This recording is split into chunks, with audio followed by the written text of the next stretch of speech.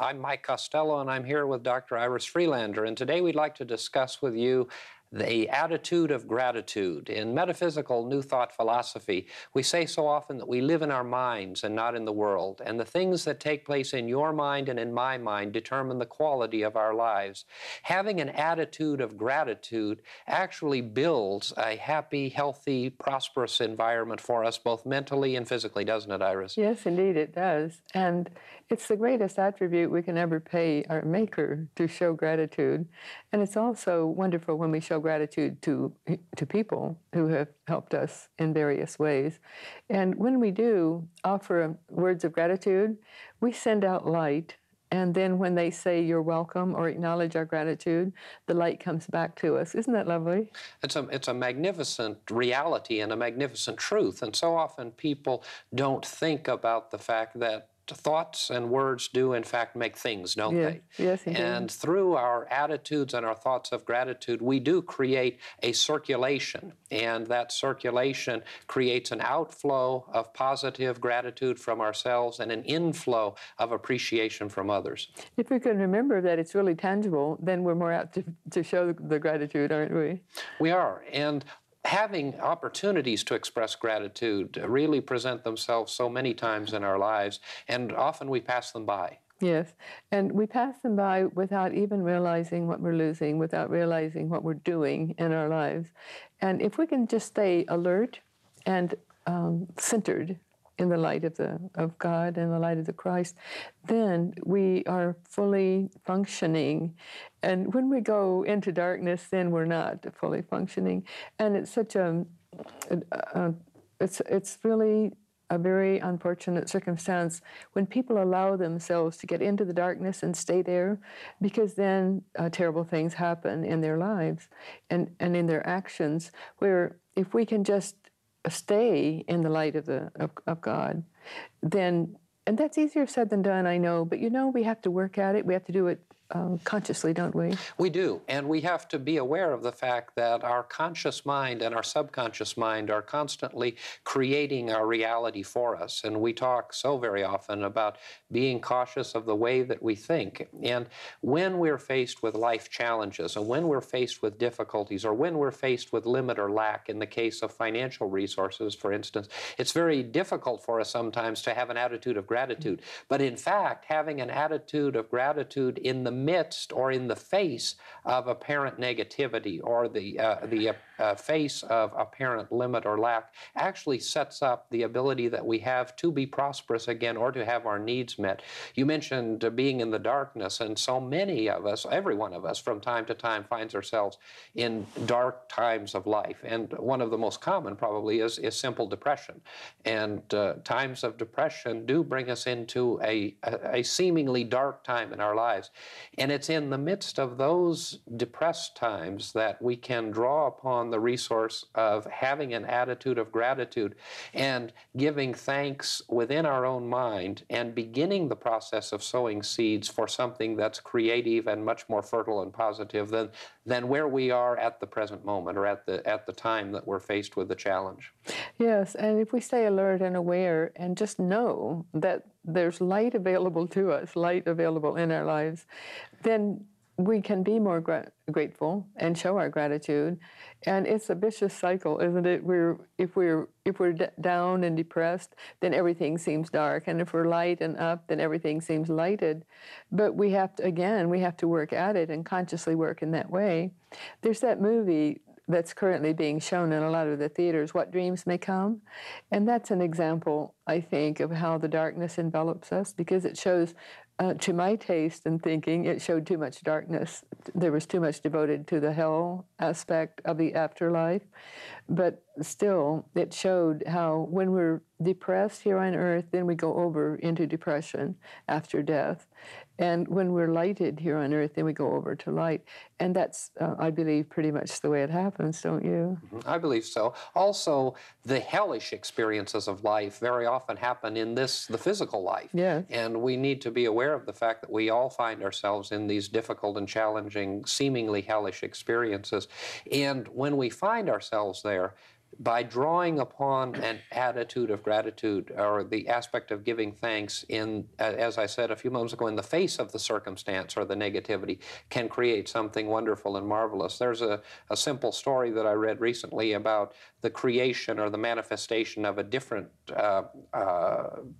reality that was created out of thoughts and prayers of thanksgiving and gratitude. And it had to do with a family that had very limited means, and a mother who was raising her children by herself and had seemingly little to eat. And yet she thought it was very important to teach her children to give thanks for the food that they had. And she genuinely gave thanks for the food that they had. And in giving thanks for that food, created for them the ability to create the dynamic of circulation. And in fact, as they continued to give thanks for what they had, more was given. And we see that happening over and over again, not only in the tangibles, but the intangibles of life as well. It's very important, I think, for us to understand that as we do give thanks for even what is seemingly a small amount, a larger amount comes in its place. Yes, and that's a wonderful law of manifestation. And we give that we may get, that we may give again, but we don't give so that we may receive.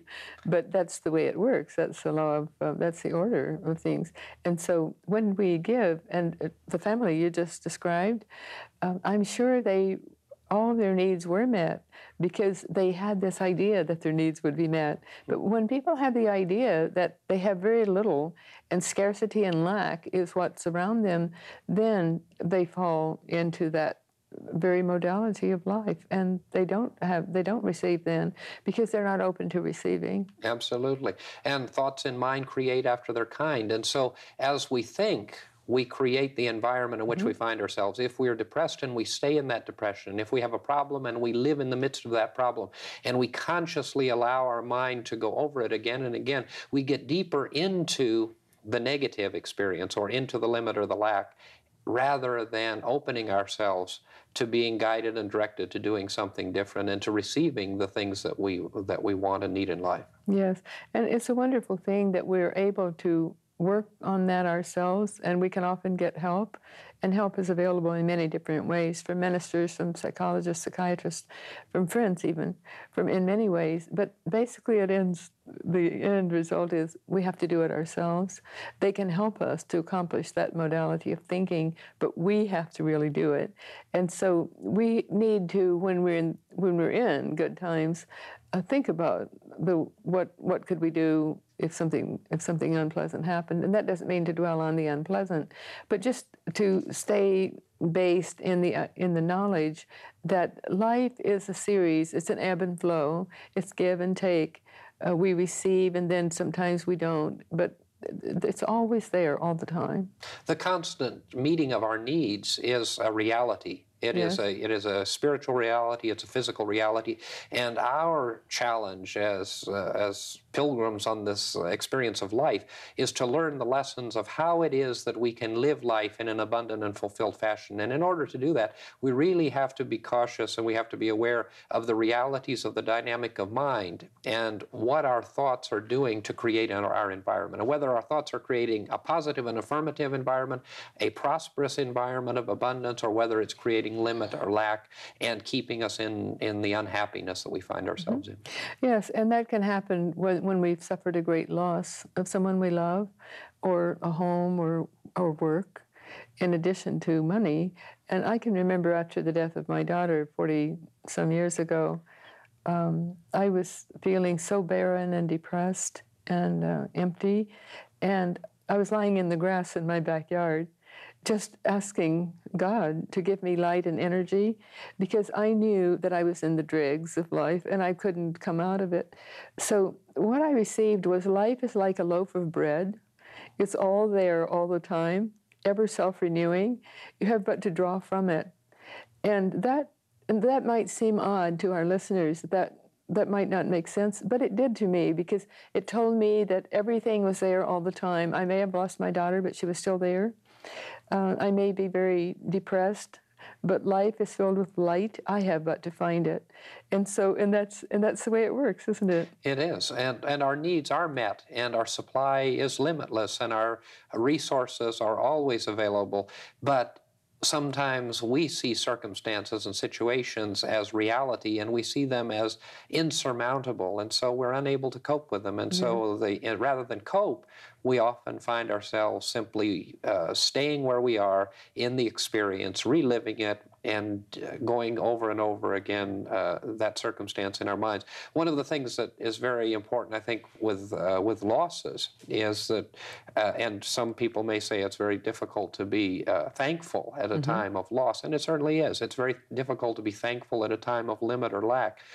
But the one thing that we often find solace in as we move away from the time of the death of a loved one or a companion is our feelings of gratitude and thankfulness for that person and for what they meant to our lives. And so that attitude of gratitude coming into every circumstance and situation reinforces and builds upon the positive aspect of life. Yes, and if we don't reach that way of thinking, then we're going to stay down and we're not going to be uplifted, because we have to allow ourselves to be open enough to accept what is on the inner planes. And of course, we believe in the angelic kingdom, and so we know that God's angels are there for us, and and God's light is ever present.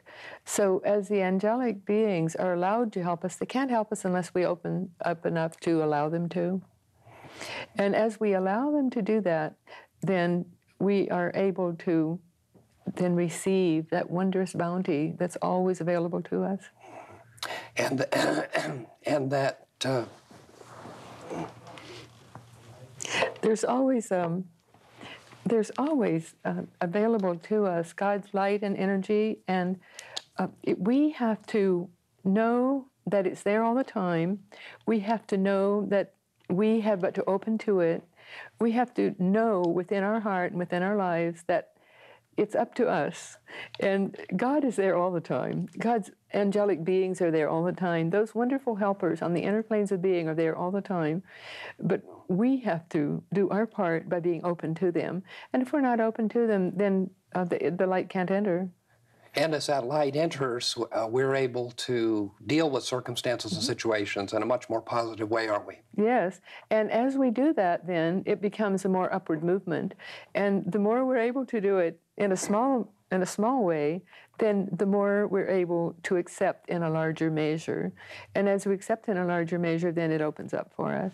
And as we do open, then we become channels through which others can see the effects of this activity in us. Yes, and then we're as a beacon of light to others. And I know that it's happened with you, and it certainly has happened with me. There have been many beacons of light in my life from human beings whom I know, and it can just be someone who doesn't even know that they're holding a light. It's someone who helps us.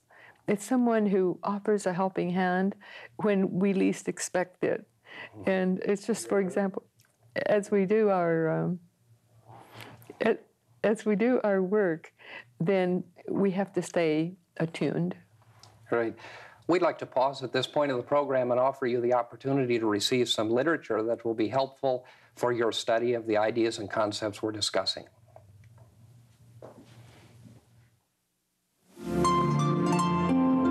We would like to give you the opportunity to explore and discover in your own home the new thought teachings that this program is sharing with you by sending you a free copy of one of these booklets.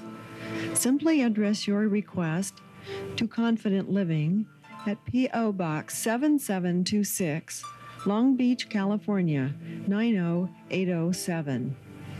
Whatever your dream, whatever your vision, you can reach it through confident living.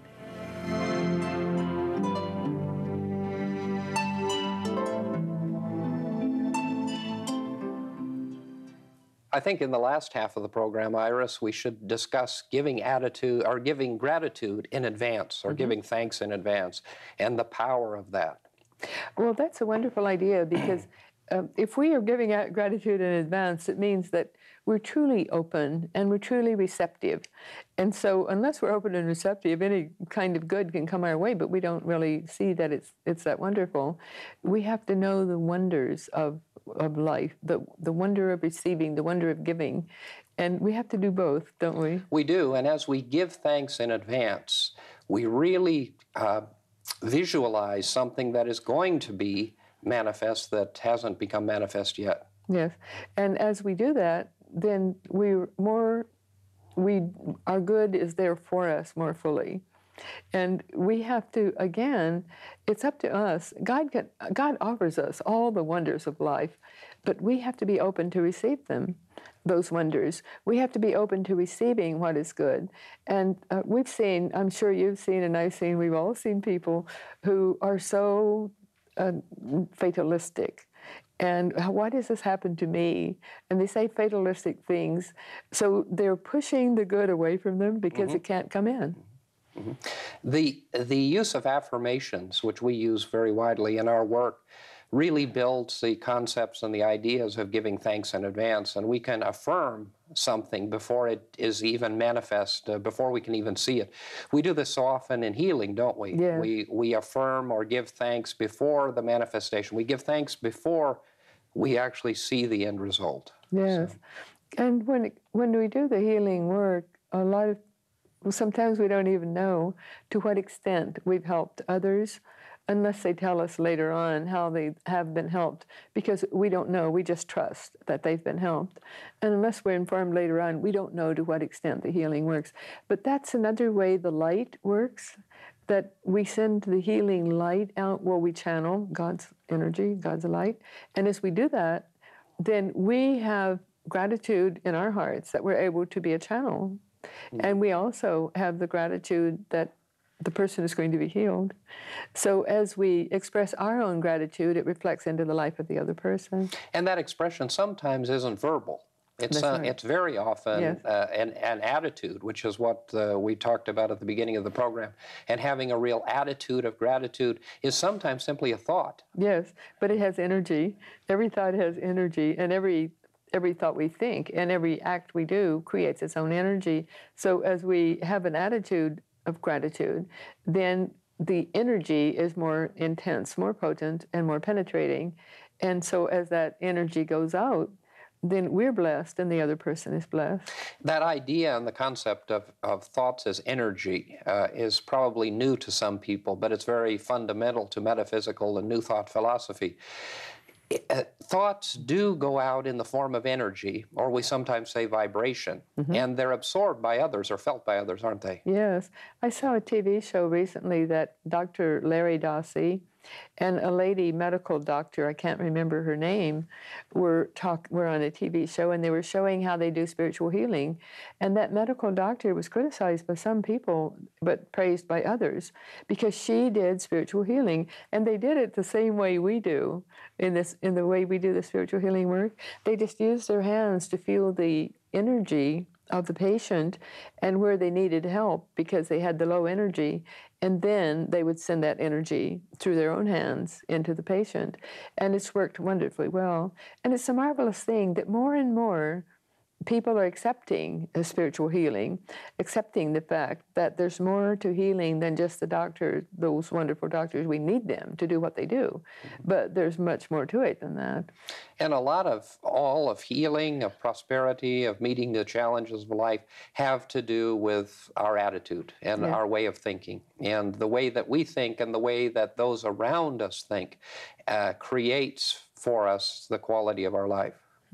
And as we create the quality of our own lives, then we reflect into the lives of others and vice versa. So it behooves us to show our gratitude to others always, because then it lifts the life and energy of the people around us. So I guess in the last few minutes we could talk about some simple ways of expressing gratitude and some ways that we pass up. I guess one of the simplest is that we fail to thank people, don't we? Yes, and as we thank them, we are doing them a favor and we're doing ourselves a favor. And to thank God. I know many people who just say, "Thank you, Father," for little things as well as the big things. And they go through their day. If they find a good parking spot, they say, "Thank you, God." And if they almost fall and don't, then they say, "Thank you, God," that they didn't fall.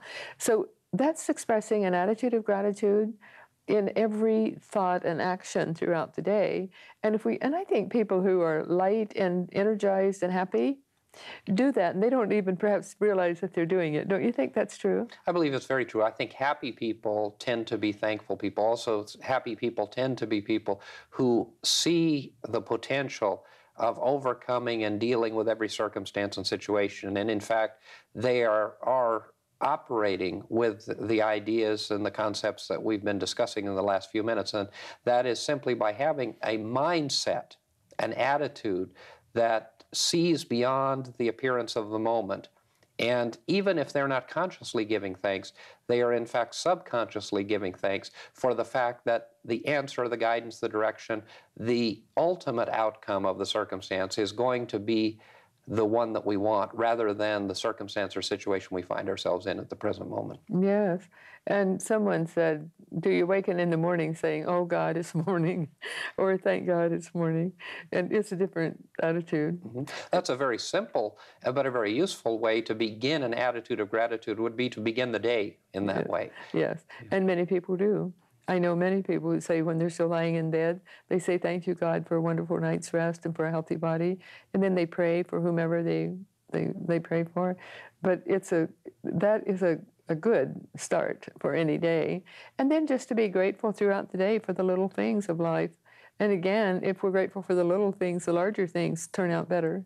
And of course, we all have so many things for which to be grateful, and to consciously think about those things. One of the things we talk about in counseling with people so often, especially people who tend to be depressed or tend to believe that there's no way out of a circumstance or situation, is for them to reflect upon the people that have impacted their lives and blessed them or strengthened them or empowered them, whether it's a parent or a teacher or a friend, and to give thanks and to consciously bring those people and that experience into their conscious mind, and to express gratitude for that person. Yes. And a lot of people spend a lot of time saying how terrible their children are, but the children are wonderful as well. I mean, the worst ones are wonderful. So if we can just be grateful for the good things that our children do, and that our bosses do if we're employed, or that the people around us who are responsible for helping us with whatever it is we need to do, if we're just grateful for all that, then it comes to pass more swiftly and more with greater light and the energy of light. And I would just tell our listeners to be aware of all the wonderful things in your life. Be aware of all the ways you can help others unobtrusively, and be aware of how others help you, and they do it unobtrusively. But life is a series of just wondrous happenings. There are so many wonderful things in life, and in this country we're very blessed to have the things to do. And when we look at the news and see what's happening in other countries, then we can deplore certain things that happen in our own country, and we should deplore certain things and fight for what we think is right, and that's what life is all about. But also just to be grateful for the wondrous happenings that are all around us. And to cultivate that way of thinking on a regular basis. And beyond the way of thinking, to also express that. And I think about the fact that so often we don't even write thank you notes anymore. But we come on the holiday time, and some people do think about that. But being able to write or to express or to call and to talk to people and to express appreciation to them and thanks and gratitude is a tremendous strengthening, not for them, but for us. And that's always the way.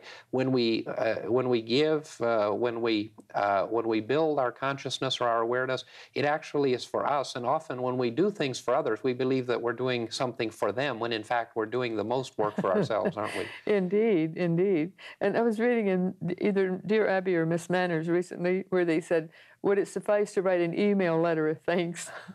And the answer was, if it's something big, then sit down and write a letter. Put it in the mail and send it through, because we've not come so far that is not still just very gratefully appreciated. And send it in the email too, if they wish, or pick up the phone and call too, if they wish. Of course, the great thing, I guess, about email is that if someone would write their thank you notes and send them out by email, they're actually bringing into their consciousness an attitude of gratitude while they're writing those emails. And so whatever we need to do in our lives to increase the flow of our own attitude of gratitude, that's what we should do, whether it's making making direct contact with people, whether it's reflection or prayer, whatever it is that builds within us more of an attitude that expresses gratitude can do nothing but help us to grow and prosper and be fulfilled. Yes, and one way we can manifest our own gratitude is to just be grateful to others and help them and reach out to others all we can. It's just amazing how we read all these different stories and we know that they're true about clerks in grocery stores have their problems and they're weighed down. But if we just act pleasant to them, it goes a long way. And that's not just clerks in grocery stores, it's service people wherever we go. And we can just be pleasant and lift them. And I know that you do that. And I know people have told me that you do it, and I know that you do it. And it's a wonderful trait. And it keeps you happy because you always act as if you're like on top of the world and everything is wonderful. And I'm sure everything is wonderful for you because that's what you expect and that's what you give out.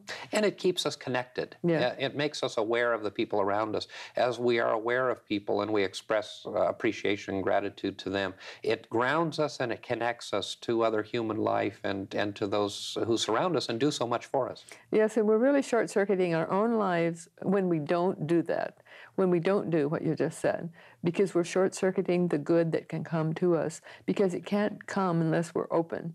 Right. And unless we express gratitude. As we express gratitude, we open that circuit, we open that circulatory system of supply and inflow and outflow, and our needs are indeed met. During the last few minutes, we've been talking to you about concepts and ideas of maintaining an attitude of gratitude. And we hope you found this information useful, and we look forward to seeing you next time.